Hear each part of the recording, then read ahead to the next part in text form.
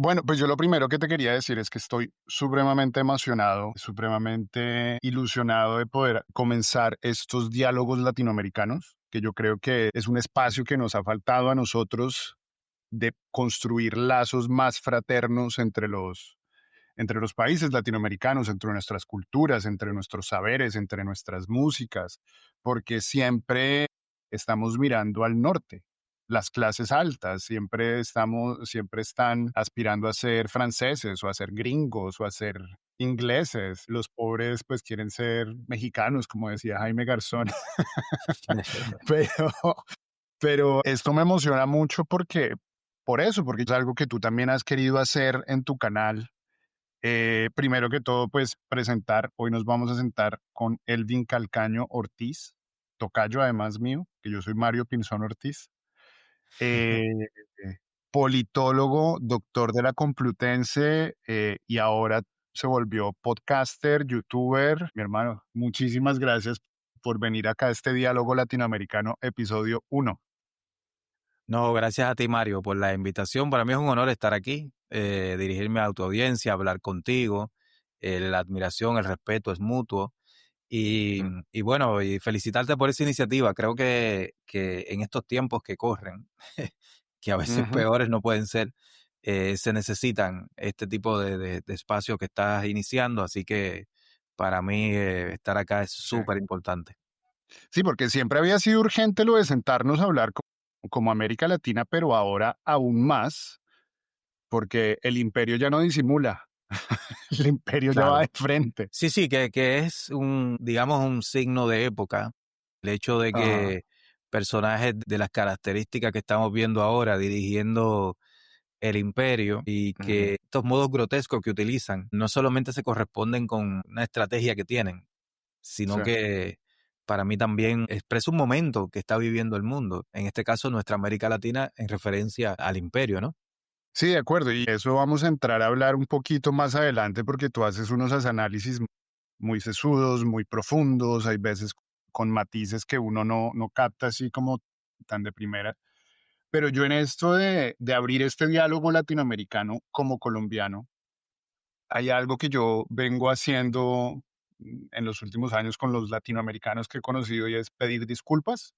Yo quiero, como que yo siento que Colombia tiene que salir a pedir disculpas a toda la región porque fuimos el vecino tóxico que, que de cierta forma terminó dañando a toda la región, que su problema de narcóticos, de narcotráfico, de gobiernos corruptos, desbordaron nuestras fronteras y pues ese narcotráfico terminó de cierta forma expandiéndose a toda la región latinoamericana. Entonces, pues, en lo que sirve de todo corazón, perdón a toda América Latina por lo que Colombia ha hecho. Yo creo que hemos sido un vecino, una cagada. ¿Tú qué opinas de eso? Bueno, he tenido algunos contactos personales, ¿no? Con el tema colombiano, Mario. Tengo un Ujú, gran amigo que es un hermano. Él fue rector en una universidad de Ecuador. Yo trabajé en Ecuador durante el gobierno de Rafael Correa. ujú, Trabajamos allí creando una universidad dentro de esos proyectos que se lanzaban en aquella época, ¿no? Donde se podían pensar en grande, ¿no? En términos sí, emancipatorios. Ahora las cosas son de corto alcance, ¿no? Dado los tiempos que corren. Entonces, en aquel tiempo, el rector de aquella universidad que estábamos creando, básicamente, fundamentalmente, era colombiano y había sido exiliado también. Entonces, a través de ajá, él, con las conversaciones, nos hicimos profundamente amigos. Conocí, ¿no? Esa tragedia colombiana. En todo caso, de acá hacia allá, yo lo que te podría decir, mi solidaridad, porque para ustedes la experiencia ha sido distinta. Para nosotros en ujú, América Latina, Colombia, en efecto, ha sido como un foco de derechización. Algunas personas hablan, algunos autores, ¿no? Me parece que correctamente hablan como Colombia es una suerte de Israel latinoamericano, esa sí, sociedad hipermilitarizada, esa sociedad, incluso antes de que surgiera este fenómeno de Bukele, que ya se habla de la buquelización de la política latinoamericana, había una suerte de colombianización con estas lógicas securitarias, con esta cuestión muy centrada de la en la mano fuerte. de la mano fuerte, eliminación del enemigo interno, etcétera. Colombia fue un paradigma de eso. Ujú. Y en todo, varios de nuestros países llegaban aquellos contingentes de asesores colombianos, ¿no? Cuando había un problema de seguridad, a donde se miraba era Colombia. Claro, los Y expertos en guerra, es que en guerra, ¿no? se En jactaban eliminar el de eso. adversario, en aplicar mano Ujú. dura dentro de la democracia. Y con esto termino, ¿no? Iniciando la conversación. Colombia tenía esa cosa paradójica, te lo digo viéndolo desde fuera, ¿no? Que era este país que al mismo tiempo era el de la mano dura, pero era una democracia consolidada. Entonces, siempre se inscribía lo de Colombia como una democracia ejemplar.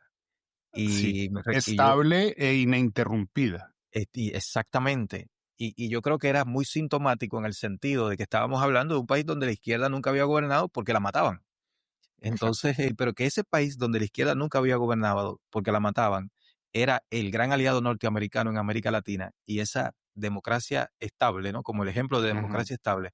Yo creo que, bueno, nos hablaba de esa falsa democracia que en esta América Latina periférica, patio trasero del imperio estadounidense, lo que hacía era desnudar, digamos, ¿no? Esas falsas ujú. democracias que han imperado acá en nuestros países.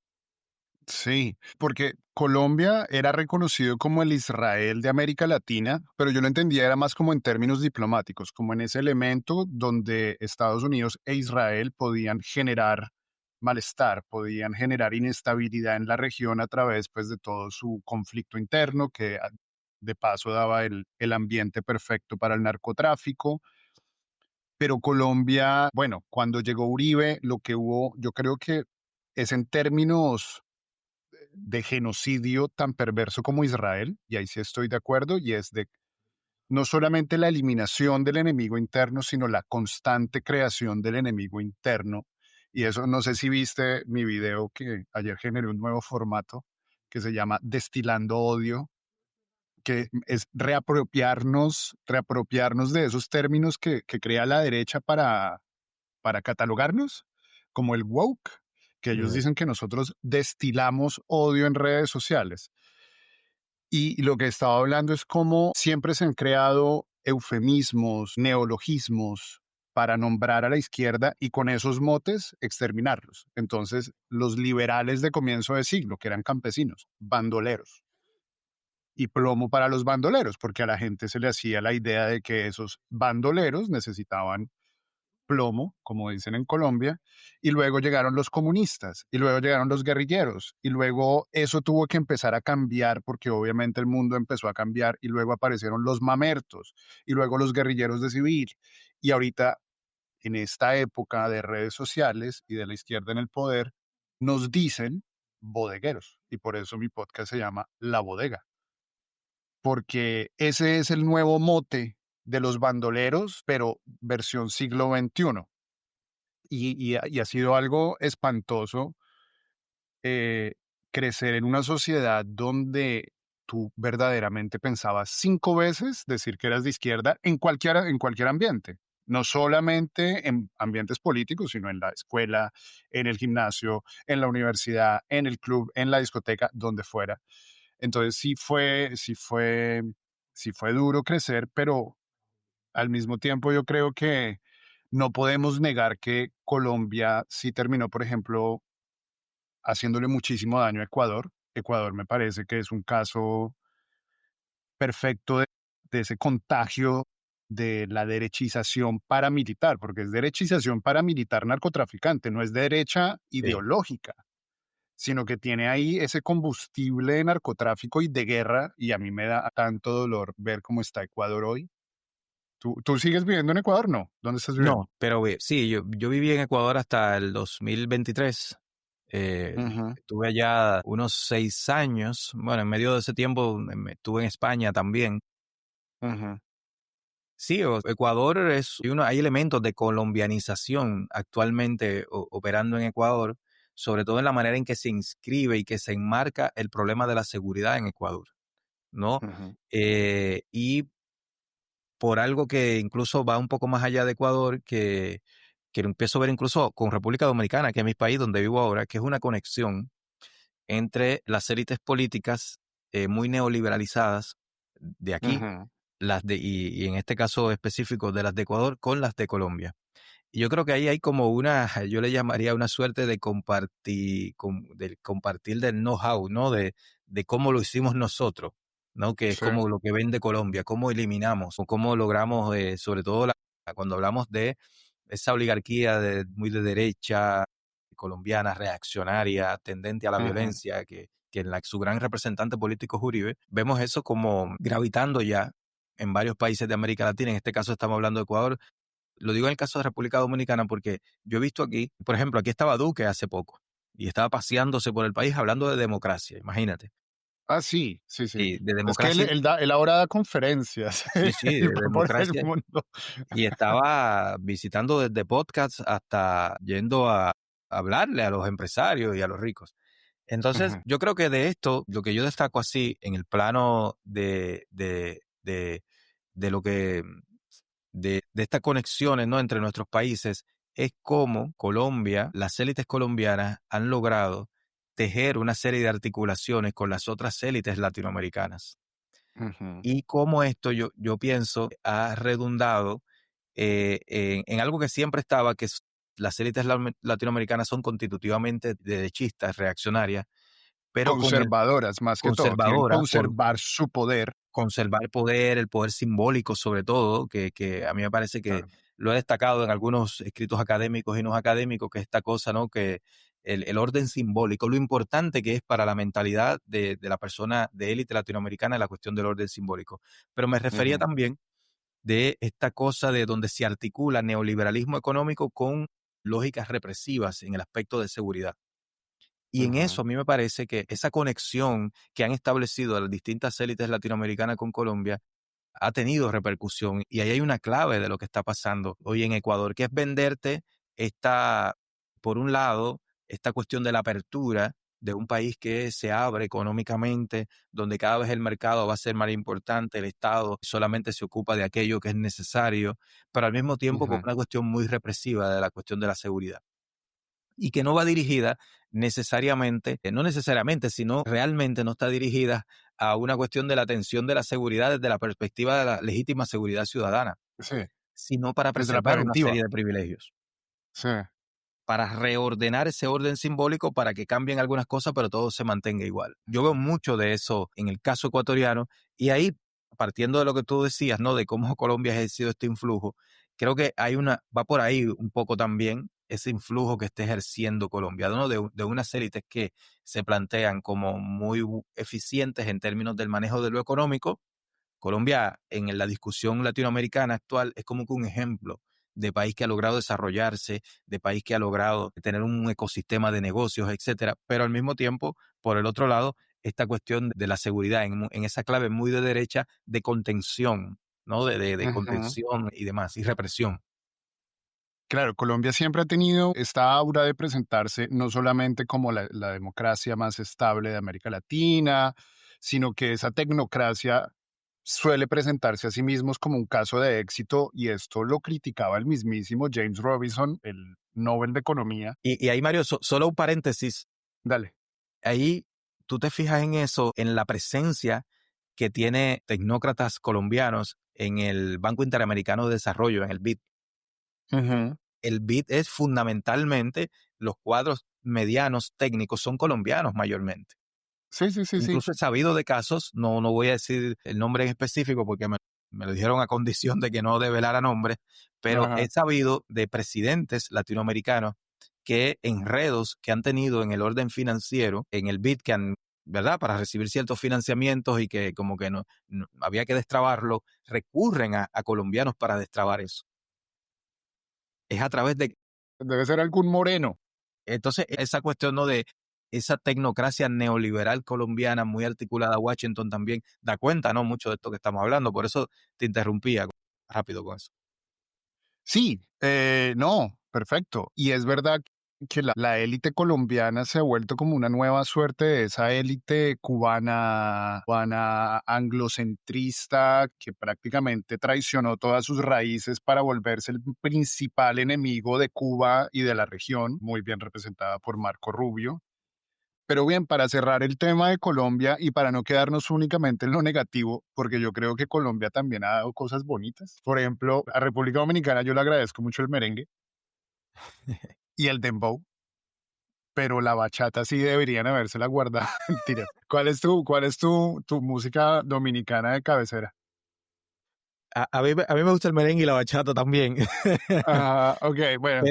Pero, Ay, ahí hago la acotación, ahí Mario, que eso, bueno, si un día puedes conocer República Dominicana, te, te ayudaría, creo, a entender eso. La bachata para personas, en mi caso, en República Dominicana, tiene una relación con el territorio. La bachata es ok. una música que surge en entornos rurales, Ujú, que eran los entornos rurales de un país como República Dominicana, que hasta los años finales de los 80 era fundamentalmente rural. Y entonces la bachata era una suerte de lenguaje a través del cual el hombre pobre del campo, en una sociedad profundamente concentrada como esta, ok, expresaba sus malestares. En este ok. caso, en una clave como de melancolía. Entonces, la bachata para Ujú, mí me lleva, yo de niño salí de República Dominicana, pues mis padres son migrantes, me fui ya a los 4 años de aquí y vine ahora ya adulto. Y la bachata para mí representa los recuerdos de mi ámbito rural donde yo nací, un sector ok, muy humilde. Entonces tiene eso, ok. la bachata. Ahora, musicalmente me gusta más el merengue. El merengue es mi música dominicana de referencia. Porque lo que mencionas no lo había pensado, pero quizás es eso. A mí la bachata me da como más una sensación de melancolía, de Sí, nostalgia, como que la más bachata es de. eso. Exacto, es como otra cara de República Dominicana, no es la fiestera del merengue y el Sí, dembow, sino el de una dominicana más tranqui, más nostálgica, sí, la quizás, bachata sí. es un lamento Okey. del dominicano humilde, muy sencillo, Ujú, mm, que ante los avatares de la vida, ¿no? En sí, ese entorno rurales que había de trabajar todo el día, es el momento de expresar okey, sus dolores, sus amores, desamores, y la bachata es okey, fundamentalmente eso. Bueno, la vale. bachata primigenia, vamos a decir, ya eso ha tomado otros giros. Ajá. Claro, como todo, como el mismo vallenato, que el vallenato antiguo era tan lírico, tan en algunos casos de no tanto de protesta política, sino de protesta de la sociedad, de la dificultad de vivir y crecer en Colombia. ¿Qué cosas bonitas, antes de que tú hubieras estudiado lo que has estudiado a ti, qué imagen te daba Colombia? ¿Qué te llegaba de Colombia?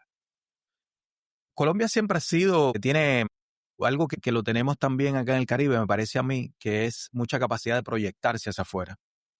Ajá, Entonces Colombia siempre era como, antes de politizarme, Colombia era un ejemplo de país alegre, muy musical, un país que tenía como muchos atractivos y que tenía esa capacidad de ejercer influjo cultural en otros territorios. Por ejemplo, en Ecuador, sí. ser colombiano es una cuestión de prestigio en Ecuador, en los ámbitos populares, porque Okey. es Sí, venir del somos como los país de la hermanos cumbia. mayores. Claro, es Sí. como el hermano mayor, y tiene esa capacidad de Colombia en el entorno sudamericano. Acá en el Caribe era eso, era como un país de mucha alegría, ¿no? De muchos, Ujú, en ese sentido. Claro, ya luego lo que uno ve es politizándose y yendo un poco más allá en el análisis, uno empieza a ver otras cosas, ¿no? claro. Claro, pero es que yo creo que esa misma, digamos, esa intención de proyección hacia afuera también contenía un objetivo de manejo de imagen, de mostrar a Colombia como un caso de éxito, como no un estado fallido, sino un lugar que a pesar de todos sus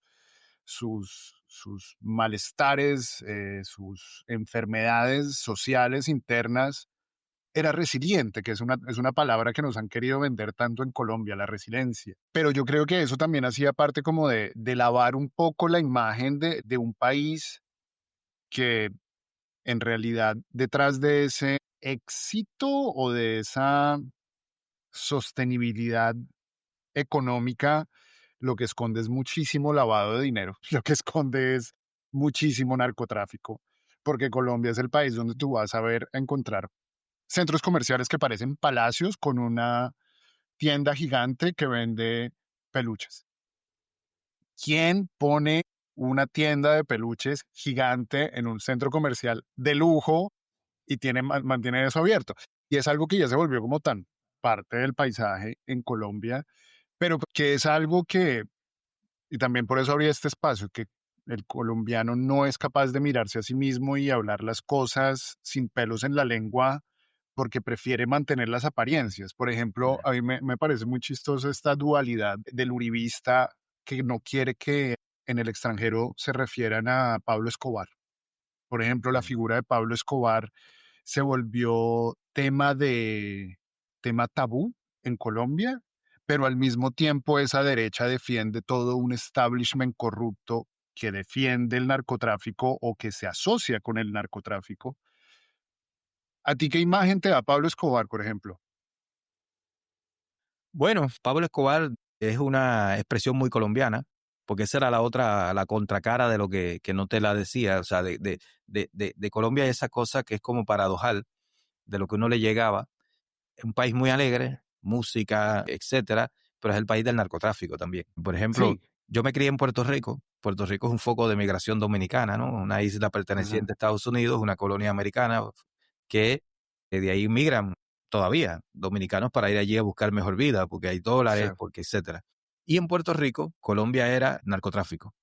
Y en este caso, Pablo Escobar era como una suerte de arquetipo de colombiano vivo, de colombiano inteligente, que había Ujú. logrado destacar, en este caso a través del narcotráfico, con una revitalización de su figura a través de aquella famosa serie. Esa serie fue un fenómeno. Yo estaba en Puerto Rico cuando salió, en el 2014, por allá 15, y eso fue un fenómeno. ¿Narcos o El Patrón del Mal? El patrón del mal.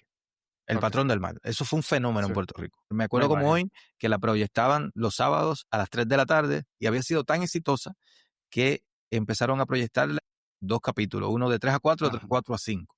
Entonces, estaba la mitad del pueblo, fíjate. de los puertorriqueños estaban de 3 a 5 los sábados viendo eso. Y después las conversaciones eran, ¿viste lo que pasó? Y que fulano le dijo al otro. Entonces, Pablo Escobar se convirtió en un símbolo de Colombia, ¿no? Claro, pero Para mucha pasa gente. primero como astuto antes que violento. Sí, sí, por eso te señalaba eso. Es como que de ser astuto, el tipo que viene de abajo y a través Ajá, de la astucia logra destacarse por encima de las dificultades y que dentro ajá, de esas cosas que tuve que utilizar para destacar, una de ellas fue la violencia, ¿no? ajá. Pero Ya sobre veo. todo el tipo inteligente. Sí. Incluso en muchos países, y eso yo lo veía en Estados Unidos, en New York, etcétera, cuando uno mencionaba, yo tengo un amigo colombiano, y Ujú. ya uno se presuponía que era un tipo hábil, astuto, que un Sí, tipo que que sabía calcular, soluciona. sí que soluciona, como se dice, como dice el dominicano, que le mete mano a todo. A- Ajá, Así era, sí, esa sí, era la sí, imagen, ¿no? Entonces, Escobar era el paradigma de eso. exacto. Eso es lo paradójico, que digamos que esa mentalidad del colombiano que no le tiene miedo a nada, que te encuentra la solución, que te encuentra la manera, hace parte de nuestra idiosincrasia profundamente, pero queremos negar al arquetipo de eso, al que puso esa idea del colombiano potente, del colombiano inobjetable, que fue Pablo Escobar. Y ahí hay una dualidad de que como que Colombia y sobre todo ese círculo social de la clase alta y la clase media que han asimilado esa colombianidad de aprovechar las oportunidades del papayazo, de papaya, si me dan papaya, yo la tomo. Si entiendes Sí, esa sí, sí. expresión? Esa es la primera intención, el primer impulso que va a tener un colombiano. Por ejemplo, el otro día alguien en Twitter dijo, hice una transferencia bancaria y me equivoqué de teléfono, pero lo que pasó fue increíble. La persona me lo devolvió y tenía como 25,000 likes porque tenía fe en Colombia. ¿Sí me entiendes? ¿Sí ves? Sí. Es decir, en Colombia esperamos el crimen por defecto, Como normalidad. como normalidad. Claro, pero cuando entonces la gente se refiere a nosotros, por eso es como, no, no, no, no. Usted gringo no hable, usted extranjero no hable, usted no mencione eso porque no queremos ni siquiera escucharlo. Y eso, Pero ahí está también eso que tú dices ahora, Mario, esa cuestión de la dualidad de Colombia, porque al ajá, mismo tiempo impera una imagen del que el colombiano es muy formal, de que el colombiano habla también. bien el español, de que el colombiano te dice usted y de que el colombiano te Ujú. dice permiso para pasar. Que, por ejemplo, en el caso nuestro caribeño, impera esa Ok. imagen también. ¿No? Es como que ese país de lo dual, Sí, del claroscuro, que al mismo tiempo es el paradigma de la viveza, de la gente que le mete mano a todo, como Ujú. se dice aquí, pero son formales y te dicen Pero es usted. que vas a ver, eso se llama hipocresía. Es que Eso es totalmente. una hipocresía absoluta, porque también por ahí yo vi el otro día a un humorista mexicano que decía que los colombianos puteábamos delicioso porque decimos carechimba, careverga, 70 y puta, que multiplicamos, entonces el tipo se... Y somos supremamente vulgares, pero en público somos los adalides, los vigilantes de las formas. Sí, sí, Y eso es del buen eso es español. algo que exacto, eso es algo que nos tiene supremamente atrapados. Sí. Para mí eso es mera inmadurez de la opinión pública colombiana. No estoy diciendo que pasemos al estándar argentino, que por ejemplo ayer estaba viendo a Viale, que se está bajando, el amigo de... Sí, este periodista operador de Milei. Exacto, y que decía que si son corruptos, la reputa concha de su madre y tan, tan, tan. Y a mí me parece increíble que en Argentina putean con ganas en Radio Nacional. Ah, En Colombia eso nunca va a pasar, pero como muy bien lo sintetizó Jaime Garzón, ¿estás familiarizado con Jaime Garzón? sí, sí, sí, lo conozco. Decía, en Colombia perdón, en Colombia es más grave decir hijo de puta en televisión que ver niños pidiendo limosna en la calle. Y nos describe tan perfectamente El Jaime, país de las que por eso, formas. exacto, y es algo que nos tiene... Creo que Ángel Rama habla un poco de eso también. ¿Quién? Ángel Rama. Ángel eh, Rama, es un cuéntame. autor no tan conocido que leí en algún momento que hablaba en relación a eso, ¿no? La preeminencia de la cuestión de las formas en el Ujú. quehacer colombiano. Sí, sí, sí, sí, sí, sí. Y de hecho hay toda una clase intelectual eh, que el otro día le dijeron el Soviet del Paraguay, pero en realidad a mí se me hacen más como los liberales del Paraguay, que es una zona de Bogotá, que han hecho toda una carrera en analizar las formas. Y tú ves que salen las noticias, digamos, escándalos completos, y ellos hacen análisis de varias párrafos, de varias cuartillas sobre las formas. Y en Colombia, que es un país donde el fondo está muy investigado. El fondo le hemos hecho la Justicia Especial para la Paz, la Comisión de la Verdad, el Centro Nacional de Memoria Histórica. El fondo lo conocemos, pero esa clase centrista, nosotros lo llamamos tibios, están ahí para vigilar las formas y son como los perros de vigilancia de esa derecha que asesina miles, pero nunca dice una grosería. ¿Sí me entiendes? Es Pero absolutamente fíjate, enervante. eso es un mecanismo de administración del poder, de la Total. continuidad de ese poder, de esa élite que, ¿no? que tiene sus fundamentos en la posesión de la tierra, básicamente, ¿no? Colombia es el Ujú. país que más concentración tiene de tierras del mundo. No sé si todavía Sí. algún otro país le ha pasado y no se puede entender, por ejemplo, el conflicto armado que ustedes han tenido si no es con ese elemento en el centro, ¿no? La disputa por la cuestión de la Ujú. tierra. Pero yo creo que ahí hay como una clave, ¿no? De cómo se opera ese poder, que es eso de, en ese cuidado de las formas, lo que hay es una invisibilización de las formas Ujú. violentas y brutales mediante las cuales esas Absolutamente. élites han construido ese gran poder. Claro. Y es una forma maravillosa de sabotear el debate, Que también. porque cuando uno se sienta con ellos y empieza a expresar malestar de una forma demasiado vehemente, van a atacarte a ti. Por ejemplo, y eso era el video que hice ayer. Tú sabes que asesinaron a Miguel Uribe Turbay, que pues era el miembro de una familia eh, de dinastía política prácticamente. Y incluso antes de que el tipo llegara al hospital, cuando le hicieron el atentado, ya la narrativa era el lenguaje violento de los bodegueros, el lenguaje Sí, sí. instigador de Petro. Y eso fue lo que nos montaron en la cabeza, tanto así que Petro salió a decir que iba a desescalar el lenguaje.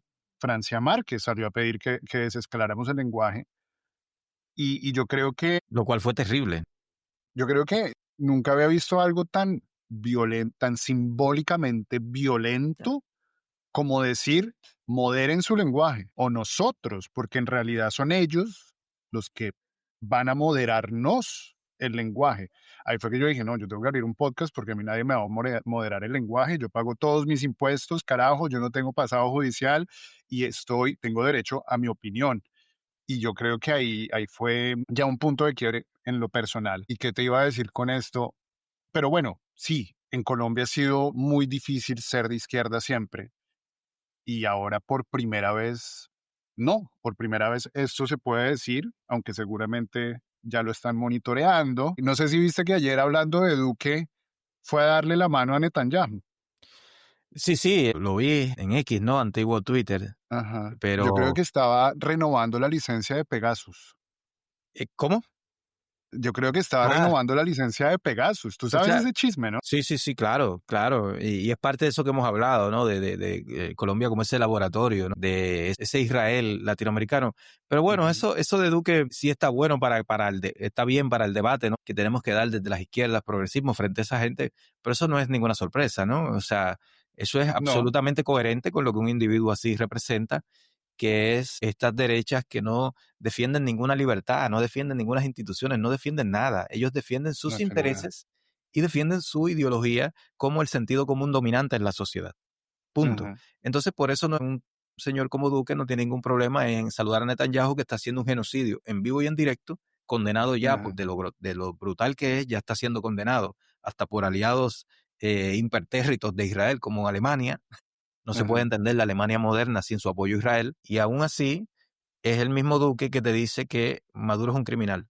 Y que a él le Sí. preocupan los crímenes de Maduro. Es que está saludando al peor criminal del momento hoy. Ujú, Podemos tener todas las diferencias con Maduro, perfecto, digamos, ¿no? Está bien, ok, te parece muy malo y te puedo hasta, ok, te doy la razón si quieres, ujú. pero este es peor. Sí, Este está sí, matando sí, sí. miles de personas, entre ellos mayormente niños y mujeres, todos los días, y vas y le das la mano y Ujú, reivindicas que es un aliado de Colombia. Entonces, sí. ahí es, por eso yo digo, no es de sorprender, pero que esto lo que debemos de aprovecharlo es para develar con claridad, con toda la claridad del caso, lo que son esta gente. Y por eso yo le digo a muchos compañeros y compañeras, a mí no me puede dar lesiones ningún derechista No. hoy día. Ninguno. Ujú, Ninguna persona que apoya a Israel, ninguna persona que apoya a Bolsonaro, que apoya a Milei, que apoya a Donald Trump puede darnos lecciones de libertad ni de democracia. Y por eso es sí. importante eso que tú señalabas hace un rato, porque hay esta disputa de los marcos, ¿no? Eso que dice Lakoff de los marcos, etcétera. No Ujú, podemos dejar o no podemos validar los marcos de esta gente. Y por eso mi diferencia completo. con los socialdemócratas, las izquierdas más centristas, tibias, como dirían ustedes, que es que asumen los marcos de esta gente. Y yo no Sí. puedo asumir el marco ni validar un marco de un tipo como Duque, tipo que va a saludar a Netanyahu, y que sea Duque quien me diga a mí quién es un dictador, quién no es un dictador, con qué hay que Ujú, indignarnos, con qué sí, con qué no. ujú, Ahí hay un aspecto de política concreta y por otro lado de cómo asumimos la disputa política en nuestras sociedades, ¿no? La disputa por los proyectos de sociedad. Hay una cuestión clave ahí, a mí me parece, con cómo no dejarnos, porque lo que hacemos al final es fortalecer la lógica política que hay detrás de un Duque y Netanyahu, que es la misma. Netanyahu ujú, mata y extermina un pueblo directamente por las características de Oriente Medio, pero esas ujú. derechas es lo que quisieran hacer acá también. Y se lucran de la guerra, Claro. porque matar, no sé si matar por matar lo hagan, porque creo que son así de perversos, pero es matar y armar guerra para mantener su negocio, el negocio que los beneficia a ellos, no solamente como a sus círculos cercanos, sino como una red transnacional de guerra, porque Colombia le ha comprado su armamento a Israel desde siempre. Y para cerrar con Duque, que es ese personaje, es un personaje muy desagradable que yo creo que ya en Colombia tenemos el consenso de que fue el peor presidente de nuestra historia.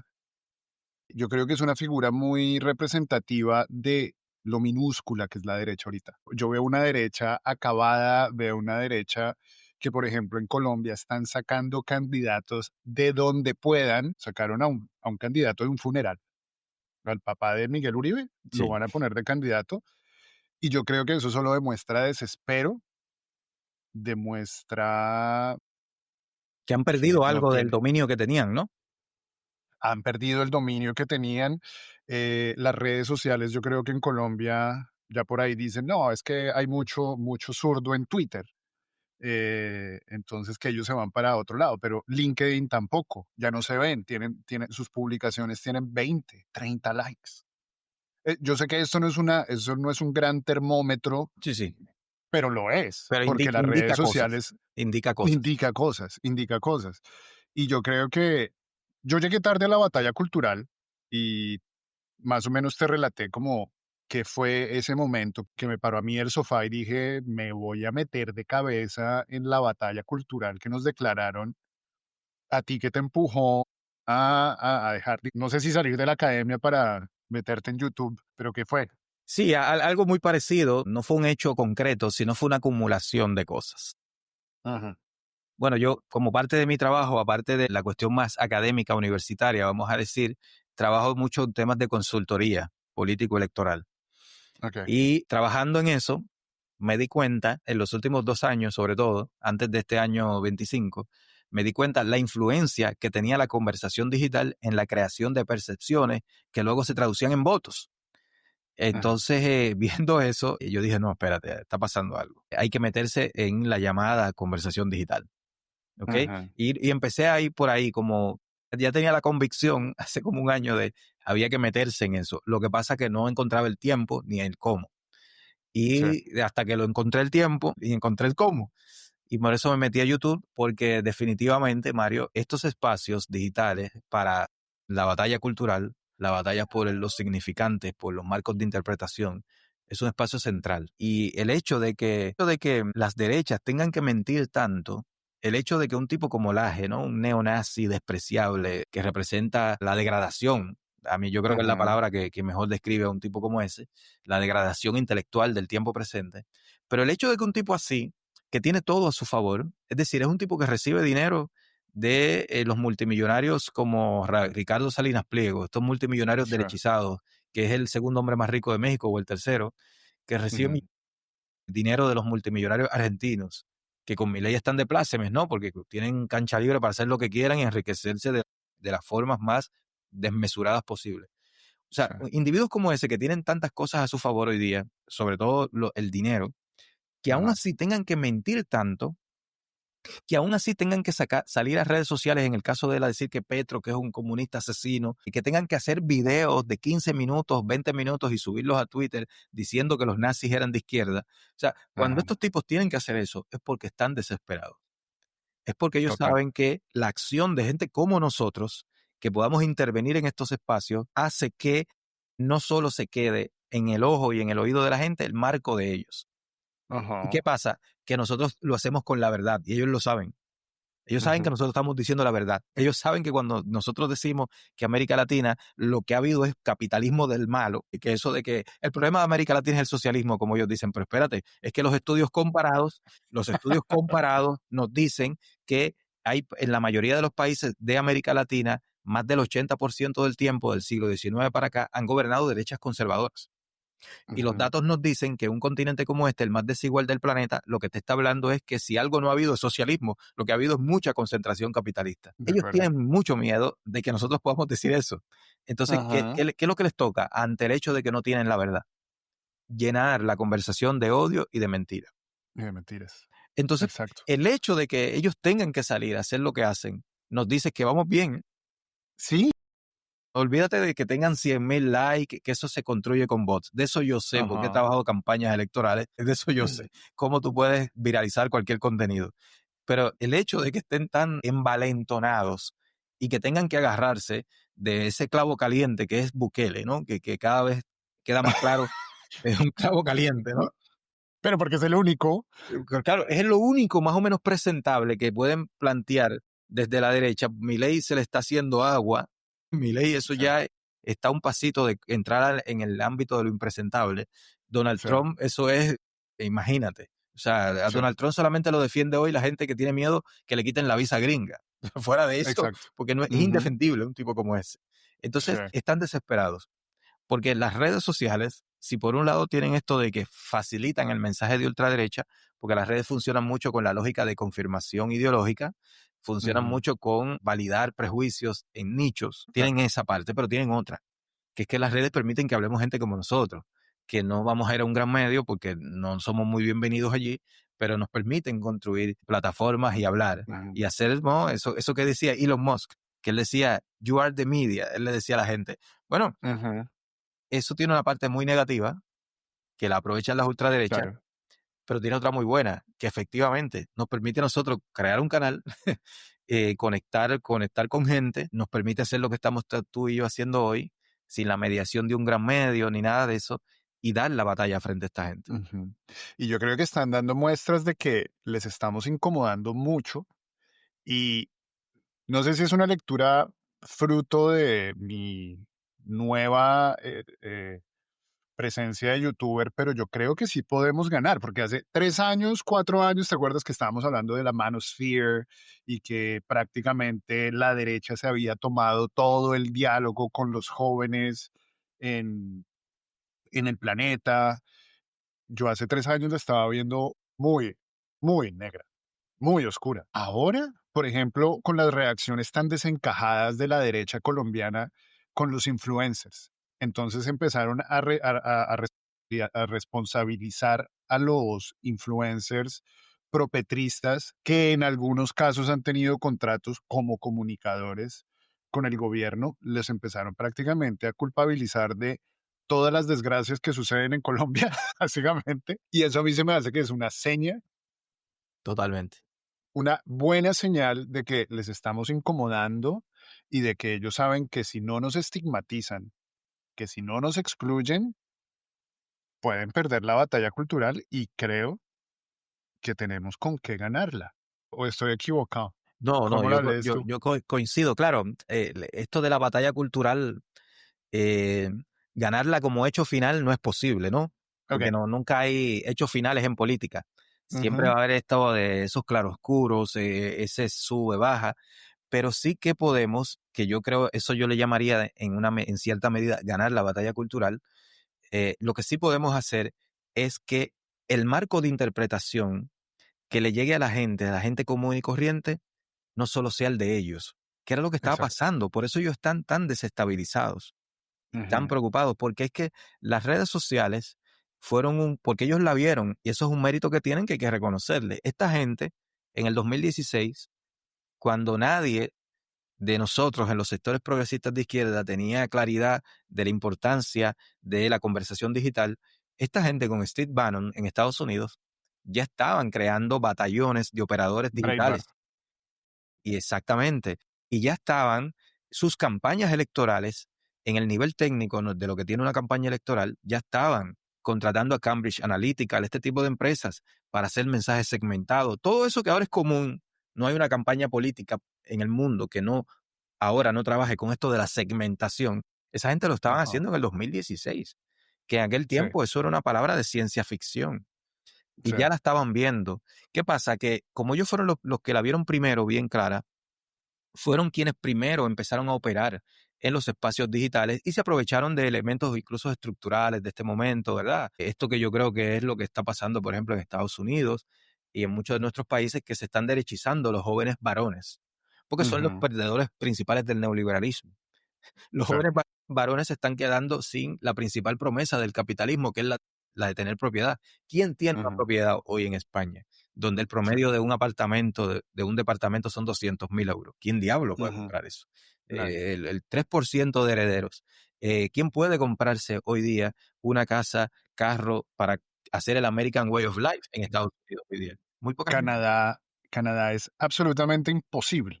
En Canadá es absolutamente imposible comprar una propiedad. Entonces, la propiedad, que la promesa nuclear de la vida dentro del capitalismo no se está cumpliendo. Entonces, Ajá, hay un batallones de jóvenes varones desesperados, frustrados, que la ultraderecha les está dando un lenguaje político para expresar su frustración y les está ujú, definiendo enemigos muy fáciles. Las mujeres feministas, ya no se puede hacer un piropo a nadie. Las ujú, comunidades de LGBTQ más diversas. Ahora quieren que los niños sean niñas y las niñas niños. Ellos te ujú, crean unos enemigos con un lenguaje muy fácil de procesar y sí, eso está facilitando que pase ese fenómeno. Pero al mismo tiempo, que esto es lo interesante, me parece, como decía, ellos fueron los primeros que la vieron, pero ya nosotros la vimos también y estamos sí, interviniendo en esos espacios y está pasando algo que es que, y yo lo vi mucho eso en España, ellos no estaban acostumbrados a que les contradigan en estos nuevos mecanismos de comunicación digital. Y ya Ujú, cada vez que Laje dice algo, cada vez que hay un youtuber de ultraderecha en España que es famosísimo, que se llama, creo que el Lobo de Wall Street, una cosa así. okey. Y bueno, en España es el país de los youtubers de ultraderecha. Hay varios, Hay exacto, varios. sí, el tipo de la máscara. Hay uno que se llama Señor Liberal, etcétera. Son varios. Pero ¿qué pasa? Que cada vez más, cuando esta gente dice una de sus monstruosidades, que antes pasaban como que, bueno, ahora tienen respuesta. ¿Y qué es lo que Ujú, pasa? Que esta gente son muy promotores de este capitalismo, de esta narrativa casi que anarcocapitalista que deriva en los Milei. Y lo que pasa es que ya hay un gobierno libertario en Argentina, que es una catástrofe. absolutamente. Entonces, ¿qué les queda ahora? Sí, Cada vez les va a quedar menos, porque es que no tienen la razón. El discurso de ultraderecha y este discurso hipercapitalista, el problema que tienen no es que yo esté en desacuerdo con él, a mí me parece, es que esté equivocado.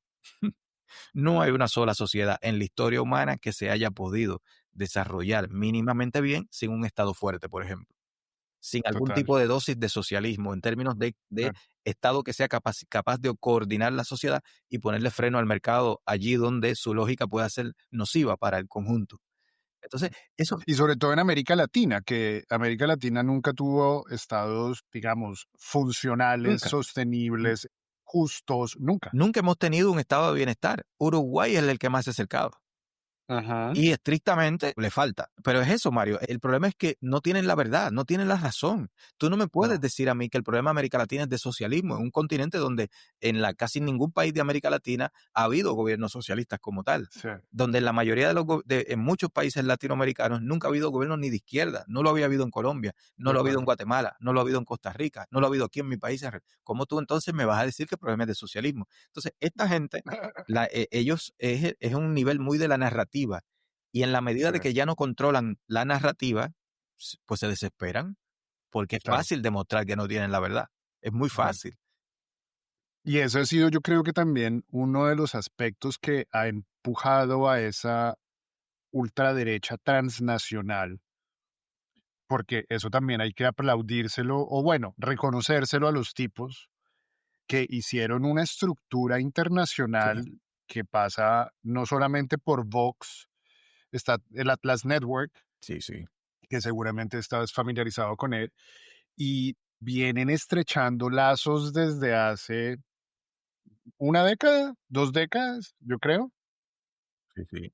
Por lo Al menos una sí, década, al al menos. menos una década están haciendo el CIPAC y se reúnen en España y se reúnen en México y Sí. pues estaba todo el tema de, digamos, desde el Opus Dei en México, que fue como esa semilla de la ultraderechización transnacional. ¿Cómo ves a la izquierda en esos aspectos transfronterizos?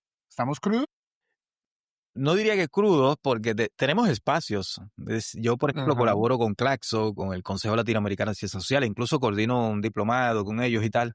Pero el problema con la izquierda es que todavía no, los sectores progresistas estamos muy articulados, porque es el internacionalismo, es constitutivo del ser de ajá, izquierda, que sí, desde el siglo XIX, a la cuestión de los problemas del capitalismo son de escala internacional, por tanto, solucionando el problema del okey, capital en una sola sociedad no se va a poder lograr el objetivo, etcétera, ¿no? Eso es ujú, constitutivo, la cuestión internacional en las izquierdas, pero yo tengo mi opinión, las izquierdas todavía no logran entender del todo cómo inscribir ese internacionalismo en términos de la lógica política del siglo XXI. Es decir, cómo claro, conectar ese internacionalismo con la lógica política del siglo XXI, de las sociedades del capitalismo tecnofinanciero, las sociedades de las redes sociales, etcétera. Ahí ajá. no logramos entenderlo muy bien. Y eso es un problema que tenemos donde, por ejemplo, es difícil. La gente de izquierda y progresista es tan crítica y a veces tan transparente en su crítica Sí, que caramba, se convierten en enemigos de nosotros. exacto, sí. Porque uno genera un contenido y te sale no pocos gente haciéndote una crítica, evaluando, casi que una evaluación como si fueran un paper, y tú dices, perfecto, Ajá, obvio que un video de 30 minutos donde uno tiene que hacer un montón de edición, donde uno tiene que equilibrar entre mantener cierta profundidad con ser comunicarse con mucha gente, con ser entretenido, porque las redes son economías de la atención. Si tú no logras captar la atención de la persona que te está viendo, los primeros 30 segundos lo perdiste. Lo perdiste, sí. No ve el video y por lo tanto YouTube, el algoritmo no hace que lo vea otras personas. Entonces, claro que no voy a ser tan profundo como si estuviera escribiendo un ensayo, Claro. pero fíjate, la gente de derecha la tiene más clara en ese sentido y ahí nos llevan unas ventajas. O sea, la gente saca un video diciendo una barbaridad tras otra y que de las 10 cosas que dice, 14 son mentiras. Sí, Incluso intelectuales de derecha, gente que tiene formación, solidez, lo comparten. sí, Porque ellos ponen por encima de eso el objetivo político. sí, Nosotros ponemos exacto. por encima de todo la crítica, la transparencia. Claro, Pero y la coherencia claro, y el rigor o simplemente el ego de soy más inteligente que tú y te corregí. claro, Eso exactamente. es algo muy canibalista de la izquierda y pues que además ahorita está terriblemente fragmentada porque cada país de América Latina interpreta a la izquierda de una forma diferente. Entonces, por ejemplo, hay veces a mí me da un poquito de angustia ver a Petro tratando de darle manejo al tema de Maduro, como que Petro hay veces no encuentra las palabras para no quedar mal ante la comunidad de presidentes, digamos que tolera a Maduro, pero tampoco puede decir algo que sea sacado de contexto, que todos los medios lo sacan de contexto o lo malinterpretan. Pero entonces esa posición tan difícil que tiene Petro de decir, bueno, no me invadan al vecino, pero tampoco estoy dándole legitimidad a las elecciones de Venezuela. Digamos, ya son aspectos más de realpolitik y no tanto de ideología o de fraternidad. ¿Tú cómo lees esto de Venezuela? Esto de Maduro, a mí no me gusta opinar de Venezuela, porque en Colombia, si hay un país que tiene la visión absolutamente manipulada sobre Venezuela es Colombia. Claro, Colombia ha comido antivenezuelismo, antichavismo y antimadurismo durante 20 años. Entonces yo digo, yo no bueno, quiero opinar porque Uribe que creó la categoría del castrochavismo, ¿no? sí, sí, sí, sí, sí, sí. Ese es uno de esos eufemismos y en eso sí los colombianos son tan buenos porque el cartel de los soles también salió de alguna mente maestra del uribismo. Y ese bulo llegó hasta el mismísimo presidente de Estados Unidos. Cuando esos manes empezaron a hablar del cartel de los soles, yo me fui de culo. Yo dije, pero ¿cómo así? Los bulos vulgares y burdos colombianos están llegando a la Casa Blanca. Ese día yo dije, bueno, sí, Colombia es un poco más importante de lo que yo pensaba, mierda. Sí, ¿Cómo ves este tema de Venezuela? ¿Qué hacemos con Venezuela? bueno, Venezuela es un... A mí no me gusta hablar mucho de Venezuela tampoco. Lo hablo salvo excepciones muy puntuales. El domingo dije algo en Ujú, Twitter acerca de Venezuela, de la cuestión de de si lo van a invadir o no ahora, ¿no? Lancé algún ujú, análisis allí. Trato de usar otro tono en el caso de Venezuela. He conocido muy bien el tema venezolano. ok, No me gusta entrar en especificidades, pero lo he conocido muy bien. El asunto de Venezuela lo he estudiado en territorio allá. ujú, Entonces, ¿qué te digo? Venezuela tiene un asunto que es que ya se ha convertido en una razón política y cuando algo se convierte en una razón política, eso adquiere una densidad que para cambiarlo es muy difícil. Y se ujú, ha convertido en una razón política que Venezuela es un fracaso del socialismo. Ese es como que el marco ujú, mental que se ha normalizado, generalizado en el conjunto de América ujú, Latina. Por tanto, hoy día enunciar apoyo a Venezuela te coloca automáticamente, incluso en la perspectiva de la mayoría de la gente progresista, de que estás apoyando un fracaso, porque es un sí, país que de donde ha salido tanta gente, donde hay una dictadura, etcétera. Hay otro factor que está conectado con lo que estoy diciendo, que es que hay un asunto que lo vemos, que es que las ideas políticas cuando tienen una base material se convierten en muy fuertes. Y hay una base material para entender que Venezuela es un desastre o un fracaso. Y es que en todos nuestros países vemos venezolanos en un semáforo pidiendo, ujú, vemos la típica historia, aquí en República Dominicana hay muchísima, la típica persona que te dice, pues es que yo tengo un amigo venezolano que me dice de cómo ujú, su familia pasó hambre, de cómo él ujú, en Venezuela era ingeniero mecánico y ganaba qué sé yo cuánto y se iba de vacaciones a Miami y ahora está aquí limpiando baños. O sea, eso cala fuerte. Y claro, eso por ejemplo, en Colombia, en Ecuador, en Perú, donde han llegado esas grandes cantidades de venezolanos prácticamente caminando, sobre todo por allá en el 2015, 16, 17, cuando fue el momento más denso de la explosión que hubo en Venezuela, del colapso económico, eso marca mucho. Entonces, Claro. hay una cuestión aquí que yo creo que los progresismos deben de entenderlo, y es que si bien es verdad que hay unos matices en el caso venezolano de que, por ejemplo, es imposible que una economía colapse sin un bloqueo como el que le pusieron a Colombia. Olvídate que los A chavistas Venezuela. a Venezuela. Los chavistas pueden ser la gente más ineficaces manejando la economía, los más brutos, los más irracionales, todo eso. Pero es imposible que por errores propios un país colapse como colapsó Venezuela. Solamente Ujú, mediante una intervención externa se puede provocar un colapso como el que se le provocó a esa sociedad, que pasó ujú, de ingresar 54.000 millones de dólares por petróleo en el 2014 a ingresar en el 2016 700 millones de dólares. A cualquier ujú. país de nosotros, a Colombia, a República Dominicana, tú le quitas el noventa por Le sería ciento de sus más. ingresos y colapsa. Aquí yo les digo a Claro. la gente, como somos una isla, yo les digo, mira, aquí aplica un bloqueo como el de Venezuela y la gente va a salir nadando de aquí, nadando va a salir. O sea, aquí no, que Sí. hay un discurso de que la prosperidad, que la isla crece económicamente, ok, perfecto, todo eso. Ujú, Pero ponle un bloqueo como el de Venezuela y va a salir la gente nadando. Entonces, claro. todo eso es verdad. Pero por otro lado hay 2 elementos, a mí me parece. Uno, los errores del chavismo que son clamorosos. Los errores que esa gente Okey. han hecho.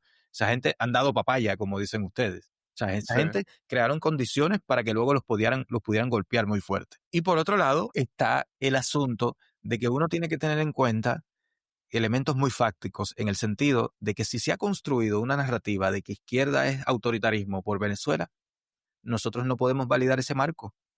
Por lo tanto, la izquierda debe tomar una distancia prudente de Venezuela.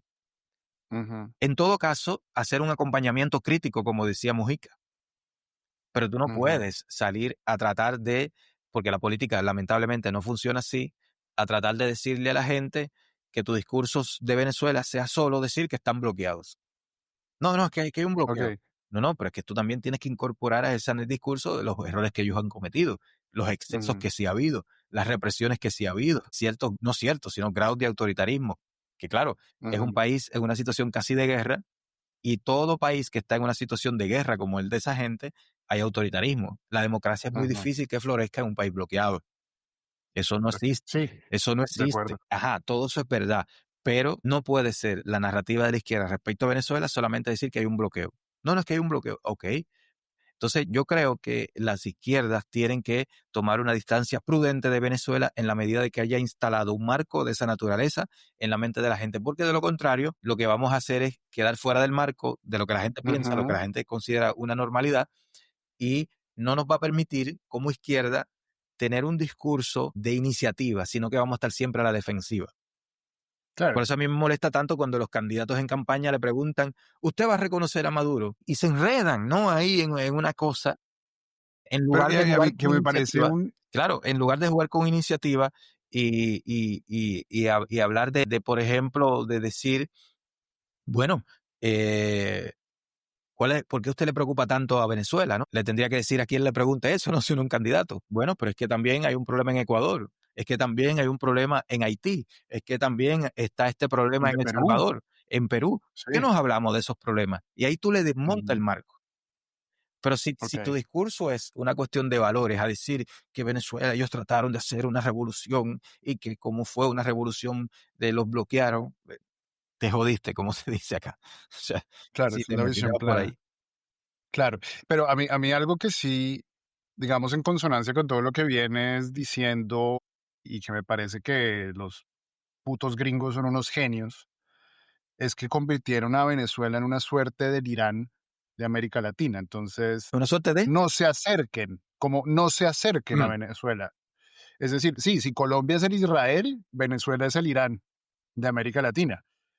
El que se acerque se ensucia. Entonces ya de por sí, y eso me parece en términos geopolíticos de ajedrez de la CIA y de la Mossad, que los tipos inventaron el, el taco de dinamita perfecto para mantener a toda la izquierda a la latinoamericana defensiva. desarticulada. Y desarticulada, Sí, sí, sí, porque claro, totalmente. mientras no nos pongamos de acuerdo en Venezuela, por ejemplo, México autodenominación de los pueblos, yo allá no me meto. Ah, Lula y Petro es como, bueno, queremos ayudar, pero sin tampoco compaginar con el madurismo, digamos. Y eso ya de por sí es un factor desestabilizante que no va a permitir que esta segunda ola rosa, esta segunda ola progresista se vuelva, yo creo que un tsunami regional más fuerte. más Y que fuerte. traduzca Exacto. Y en fortalecimiento de la integración latinoamericana. exacto, exacto. Y desde ahí ya nos tienen boicoteados Sí. perfectamente. Y algo que nosotros hemos también reproducido, por ejemplo, a mí me parte el corazón cuando, pues, en Colombia se refieren a los repartidores de domicilios como los venezolanos, la venezolana que me limpia la casa o la venezolana como mujer que vende su cuerpo en la calle.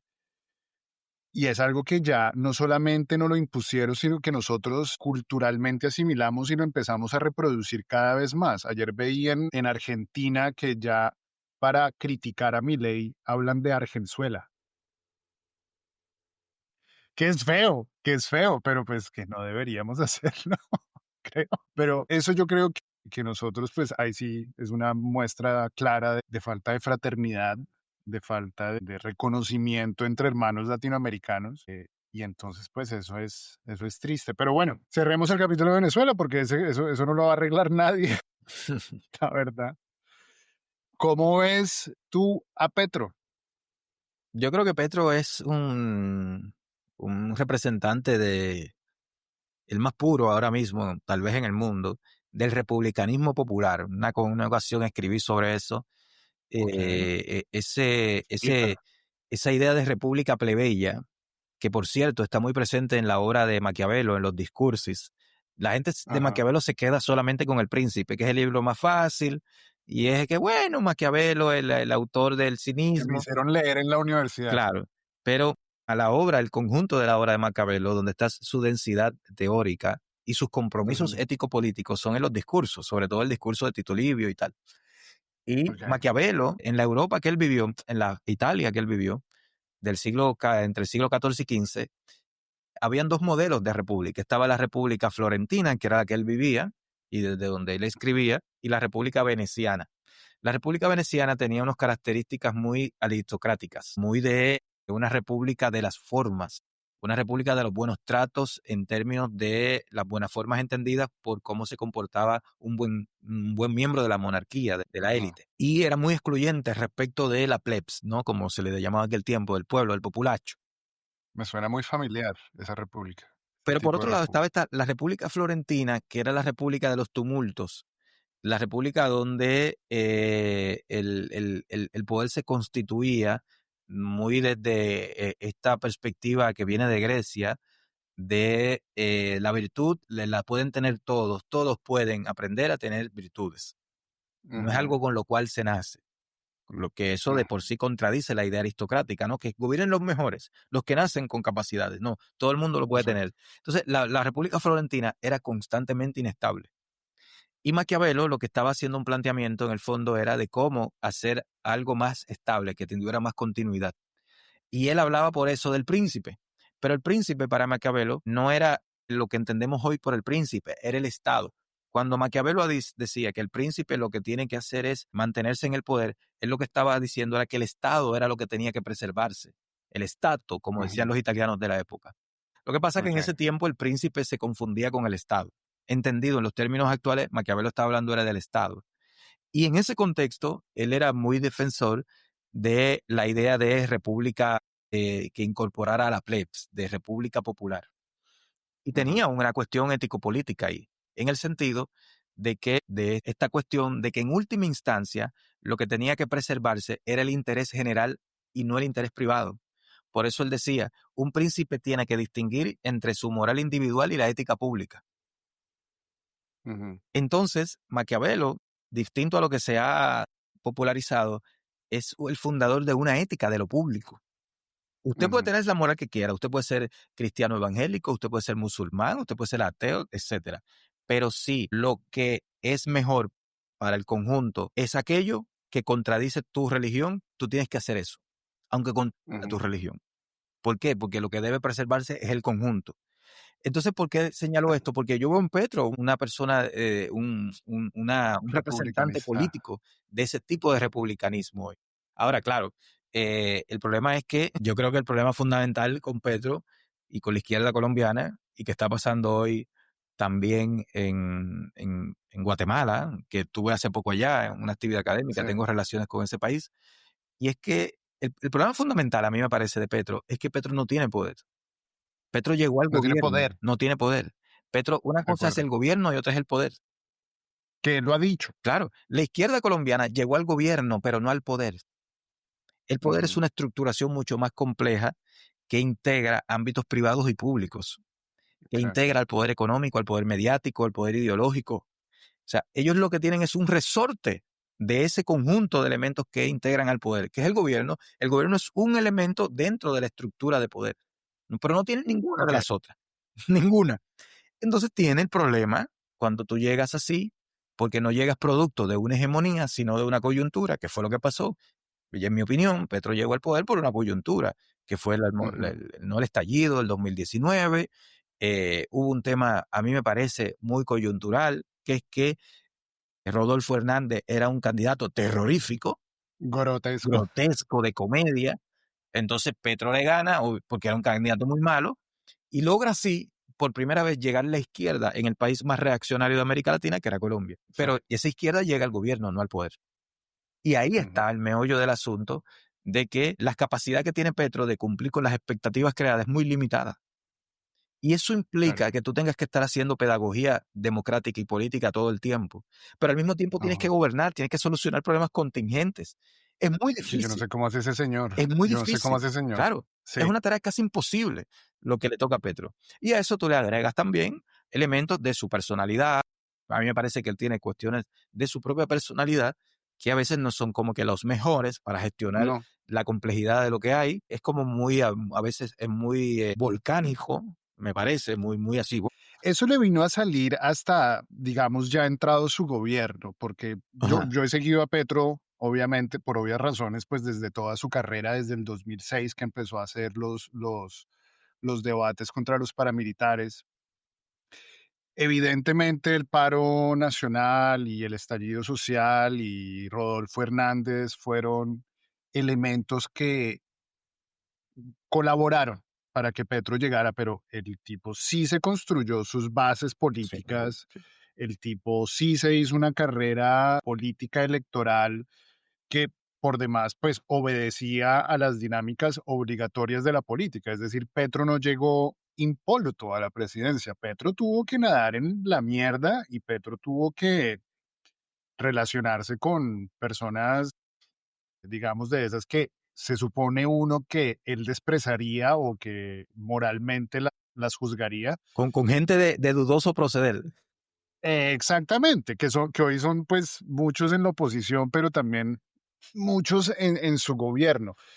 Y chévere que toques este tema porque de hecho otro de los motivos para abrir este podcast de la bodega era también para contrarrestar ese mito de que los que votamos por Petro somos absolutamente acríticos, que somos incapaces de mirar las debilidades de nuestro líder supremo en la izquierda colombiana, que es muy diversa.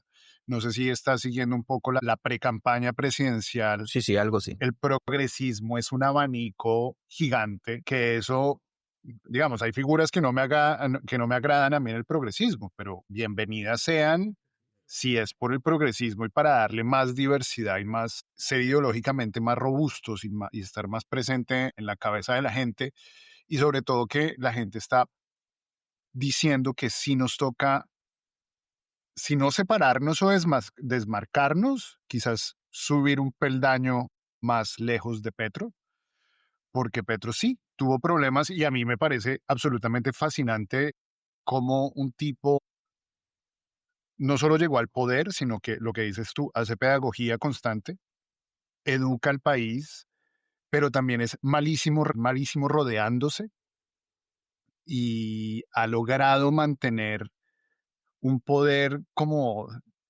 pendiendo de una cuerda y como que hay veces se queda sin ministros, entonces hace troques, como que pone los mismos ministros que sacaba de un lado para otro y empezó a poner a lo que nosotros llamamos a los lambones, los aduladores. Y aún así me parece impresionante que esté logrando lo que está logrando, porque ahorita hay muy buenas cifras en turismo, buenas cifras en exportaciones, buenas cifras en inflación, pero yo creo que el pobre hombre sí está desgastado y yo, porque lo quiero mucho, quisiera que se vaya a retirarse y a disfrutar de sus nietos, y que no vuelvan, no mentiras, que participe un poco en el proceso progresista, pero algo muy bonito que está pasando en la izquierda colombiana es que por fin está floreciendo ese buque de los, están saliendo los comunistas, los progresistas, los demócratas liberales y estamos aglutinándonos un poco y eso es algo que siempre va a reposar sobre los hombros de Petro con sus efectos y con sus virtudes. Bueno, eso no era una pregunta. Pero bueno, mi hermano Elvin, ¿tú crees entonces que Rubio y Trump están blofeando? O sea, yo pienso que de las señales que hay, yo creo que hay que ver las señales y al mismo tiempo combinar eso con cómo funciona la lógica del poder en Estados Unidos respecto Ujú, de las intervenciones militares. ujú, Con las primeras señales, a mí me parece que son más de un operativo mediático ujú, que busca generar un resultado en el poder en Venezuela. ¿Dónde veo esa señal? Bueno, tienen 2 semanas diciendo que los barcos van a llegar, no han llegado ninguno. Nada, no hay nada, cero. Pero tienen dos sí, semanas diciendo que ya salieron, que van a llegar. Y claro, y todas las cuentas de ultraderecha en redes, con videos hechos con inteligencia artificial, o videos que algunos ujú, son de Medio Oriente, diciendo, mírenlo ahí, el barco tal americano llegando, ya está frente a Venezuela. Bueno, a eso hay que agregarle también que para mí hay una interna dentro del gobierno de Estados Unidos con el tema venezolano entre Rubio y Richard Grenell, que fue este personaje amigo íntimo de Trump. Trump se vale mucho de sus amigos íntimos porque es un tipo que opera con mentalidad de mafioso y los ujú, mafiosos solamente confían en la gente muy de ellos. Cuando empezó el gobierno de Trump, quien manejaba los temas de Venezuela era Richard Grenell, este amigo íntimo de Trump que incluso visitó a Maduro. Después empezó a ser Marco Rubio quien maneja ese tema y eso coincidió con el crecimiento que tuvo Rubio dentro del gobierno americano. Rubio pasó a ser asesor de seguridad nacional y secretario de Estado. Desde Kissinger, un solo individuo no concentraba esas dos esferas, lo que quiere ok, decir que Rubio es quien maneja la información estratégica que sobre temas de seguridad le llega al presidente. El secretario de Seguridad Nacional es el que coordina toda esa información de las distintas agencias y quien se las pone en la mano al presidente. Entonces, quien le está poniendo información sobre Venezuela a Trump es un furibundo ultraderechista anti-Venezuela y anti-Cuba como Rubio, un tipo que tiene una ujú, patología con eso. Entonces yo creo que va por ahí el asunto. Ahora, ¿hasta dónde esto se pueda convertir en una decisión del establishment americano, de ese complejo militar industrial, que diga sí, hay que invadir Venezuela? ujú. Yo no sé. Yo no lo veo tan claro todavía eso. Hay más es como en cuestiones electorales Sí, hay que, una elección no, dentro de un año en Estados Unidos. ujú. Y esas Y elecciones, también, digamos, en cuanto a las promesas, que Trump llegaba a decir que iba a acabar las claro. guerras, que él no iniciaba guerras, porque eso es, digamos, eso es una de sus premisas, que Trump Claro. no inició ninguna guerra cuando estuvo. Pero ahí Y hay que ver una cosa, y es que ahí es que yo veo que por eso cuando a mí me preguntan, ¿habrá una invasión americana en Venezuela? Yo digo, bueno, la lógica dice que no, pero sé, hay que ver, hay que ver. No digo que la va a haber, porque quiero decir, es algo que todavía requiere tantos elementos, pero la narrativa con la cual están enmarcando es como una cuestión de seguridad interna de Estados Unidos. mm, Es como que, porque otra de las grandes promesas de Trump fue acabar, combatir las drogas dentro de Estados Unidos. Y sí, hay que tener algo claro, algo pendiente, Mario, y es que el problema de drogas en Estados Unidos afecta fundamentalmente a la clase media blanca precarizada, que de ahí que sale la ujú, base fundamental de Trump, del llamado MAGA. Es de ahí que sale. ujú, Entonces, esta cosa de que Maduro es uno de los responsables de que el país se haya llenado de drogas, puedes crear el marco para que un ataque a Venezuela, una intervención, sea visto como una cuestión de seguridad nacional y por tanto no es otra guerra ujú. que estamos iniciando, sino que estamos combatiendo algo que es interno. Sí, para que no lleguen las drogas aquí. Y ahí es que yo veo como que hay una rendija abierta en el sentido de que yo no descarto que hagan algo, no lo descarto, lo ujú, veo difícil, sobre todo porque me sorprendería que esté tan mal informado sobre Venezuela Trump, porque un ataque militar a Venezuela, eso no va a ser un paseo para Estados Unidos. no, Eso no va a ser, Venezuela no es Panamá, que en 2 semanas tumbaron a Noriega y acabaron, no, Venezuela es otra cosa. Y claro, en Venezuela, por lo menos el 25 a 30% de la población está ideológicamente convencida con el chavismo. Que gente que si los ajá, invaden va a actuar. Y eso sí, no va a ser un paseo. Ni para Trump, ni mucho menos para la oposición venezolana. Porque un sí, escenario de una guerra allí, yo creo que los primeros que van a lamentarse mucho de eso van a ser los de la oposición, porque van a ir tras ellos, militarmente hablando. que por ahí vi que dijeron que estaban en contra, ¿no? Ahorita ya cambiaron su posición. Antes iban a pedir embargos y a pedir intervención, pero ya creo que se manifestaron hace poquito de decir que esperaban que no hubiera ninguna Algunos, ¿no? acción. Es que la oposición venezolana también hay sus divisiones y hay una parte de la oposición venezolana que es de ultraderecha, radical, que ahí está Marina Corina Machado, ¿no? Esta señora que Ujú, es terrible. ujú, Ella ahí es la gran operadora del discurso de que vengan a invadirnos para que nos den la libertad porque de otra manera no es posible. Pero luego hay otros ujú, opositores como el propio Capriles fue el último opositor venezolano que es realmente competitivo frente a Chávez, el último que ujú. hubo, Sí, que pudo competirle electoralmente a Chávez de verdad. Él fue el que pudo realmente. Cuando antes de que Venezuela colapsara, le competía a Chávez. Y él, claro, este señor está pidiendo, diciendo que no, por ninguna manera tiene que haber una invasión, que hay que respetar la soberanía. Entonces, hay también divisiones dentro de la oposición venezolana. ok. Pero entonces, porque si la operación era para desestabilizar a la izquierda, pero también desestabilizó a la oposición. Claro, eso coloca a la oposición. El chavismo ha sido muy inteligente en eso, en fomentar esa división entre la oposición, porque es una de sus condiciones de posibilidad para seguir teniendo el poder. Esta cuestión de la amenaza de invasión fragmenta a la propia oposición venezolana. Porque ellos, Claro, en Venezuela también hay un problema, y es que una cosa es lo que se dice afuera y otra es lo que está operando dentro de Venezuela. Las lógicas que hay internas. sí, Venezuela, hay mucho de operativos mediáticos respecto de Venezuela y la propia oposición venezolana, sobre todo la que vive en Estados Unidos y en España, se ha acostumbrado a manejar el tema de Venezuela como una cuestión mediática, fundamentalmente, con ujú, esos famosos tuiteros y youtubers venezolanos de ultraderecha que supuestamente tienen millones de seguidores. Yo debo de pensar que como el 80% son bots realmente, no son personas reales, seguramente. pero ellos se han acostumbrado mucho al manejo del tema venezolano desde una perspectiva muy mediática. Y a mí me da la impresión de que eso los ha desconectado de la política interna de Venezuela. Ellos no entienden lo que está pasando dentro de Que Venezuela. no les Y no interesa, les interesa, que tampoco claro. les Les va muy interesa. Lo de bien. ellos Viven es como reyes en incendiar, España y Estados Unidos, lo de monetizando esas ellos es cosas que hacen. incendiar, ¿Cómo? lo de ellos es incendiar, lo de ellos es desestabilizar a toda costa, desapegados del contexto, que es algo que hemos visto en Colombia durante los 3 años de Petro, que nos han querido meter pánico a diario. Nos han querido mediatizar hacia el desasosiego, hacia la confrontación, y es algo que como que se nos pasa tan por encima, pero que en Venezuela fue exactamente lo mismo, una oligarquía boicoteadora, una Ujú. oligarquía que era capaz de perder dinero con tal de boicotear a Chávez, y eso ha pasado en Colombia, y yo creo que es un rasgo que comparten todas las extremas derechas de América Latina. Y todas las oligarquías latinoamericanas prefieren perder dinero antes de perder el poder simbólico, de ser ellas quienes manden y quienes les digan al gobierno lo que tiene que hacer. Absolutamente. Entonces, pues, mi hermano, toca seguir combatiendo ese terreno simbólico.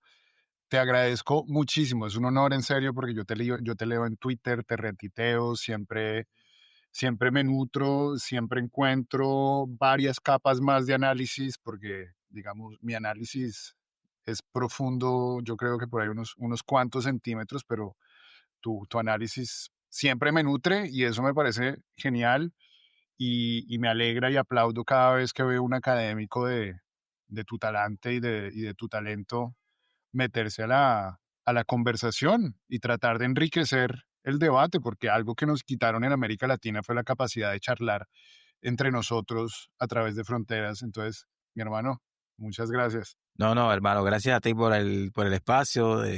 Un honor para mí estar aquí y quedamos así para la próxima. Estamos a la orden. Dale, Colombia va a estar políticamente delicioso, buenísimo este año, va a estar bastante agónico, bastante, yo creo que se vienen cosas oscuras, yo creo que se vienen, porque la visita de Duque a Netanyahu no fue social, Claro, eso está claro. claro. Entonces, yo no sé qué esperarme, nos van a sorprender estos cabrones, entonces nos toca estar listos con nuestro jiu-jitsu filosófico. Esa es buena, una buena figura esa.